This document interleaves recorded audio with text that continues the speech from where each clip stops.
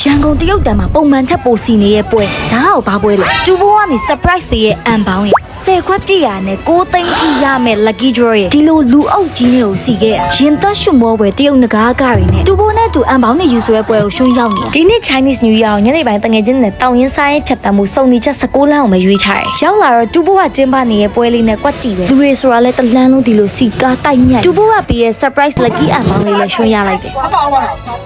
ဆက်မပြောင်းပါဘူးဆက်မပြောင်းပါပါသူ့ဘက်ကလည်းအမောင်းပေးနေဆိုလို့ရှိရင်တော့စိတ်ကောင်းပေးရတယ်တော့ဟာကျွေးအောင်ပြန်လာအခုဒီမှာတော့စိတ်တိုင်းချန်တော့ကြပြားမလည်းပါရမှာပါအခုဒီမှာလည်းအများကြီးနေပြီရွေးချယ်ပါအခုဒီအရင်မလားအခုရဲ့အတိတ်တော့အမောင်းကြီးကလည်းပေါင်းနေတာတော့စက်ကုနဲ့ဖြစ်နေမလို့စက်ကုနဲ့ဖြစ်နေမလားတစ်ဆွေးဖြစ်နေမလားတော့ဖြစ်နေလို့ပြလိုက်ပါစက်ကုနဲ့ပြလိုက်ပါ6000ပါပါရေ6000ရပါပါခင်ဗျာကဲဒီနှစ်ကတော့လုံးဝတကယ်ကို lucky ပဲအများကြီးထဲမှာအမှားကြီးမရွေးမိတော့ဘူး6000ရသွားတယ်ကျွန်တော်ဝိုင်းပြင်ဒီလိုတခြား lucky တွေပဲလေးလည်းရှိသေးရဲ့ပြီးတော့တူးဖို့မှာလေ10ခွက်ပြည့်ရနဲ့ lucky draw တစ်ခါနှိုက်လို့ရတယ်ပလင်းဆိုလို့ရှိရင်လည်းတူးဖို့ပလင်းကြီး4ပလင်းဝယ်ရနဲ့ lucky draw နှိုက်လို့ရ lucky draw ထဲမှာလည်းငွေသား6သိန်းကြည့်အောင်ပါရဆိုတော့မပြောနိုင်ဘူးလေကိုလည်းကန်သူရှင်ဖြစ်နိုင်တာပဲအဲ့တော့ရှင်10ခွက်မပြည့်မချင်းအိမ်မပြောဘူးတရုတ်နဂါးကတော့အခုလိုအနီးကပ်မကြည့်ရအောင်တော်တော်ကြပြီလှလိုက်တာဆိုတော့7သိန်းတောင်ထား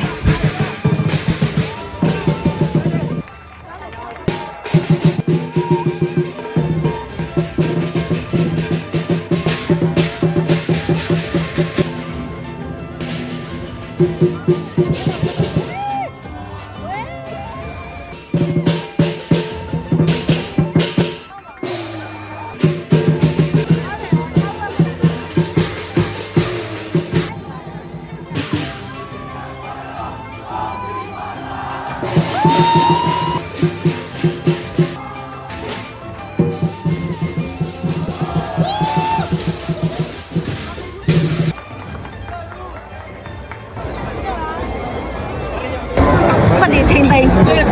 လူတော်တိုးရတယ်ဒီနေ့လည်းစီရလို့ပြောလို့ရတယ်19လမ်းဆိုတာလုံးဝရိုးရမပြတ်ကိုစီရကျွန်10ခွက်ပြည့်သွားပြီဒီနေ့ခွက်ပါစုရဲ10ခွက်ပြည့်သွားပြီဆိုတော့ lucky တော့နှိုက်လို့ရပြီဒါကတော့ဘယ်ရောက်ဝါသနာပဲအဲ့ချိန်မှာဘာတွေပါလဲဆို free 2ဖို့6900 6သိန်း9သိန်းထိပါတယ်အဲ့ဒါကိုကျမ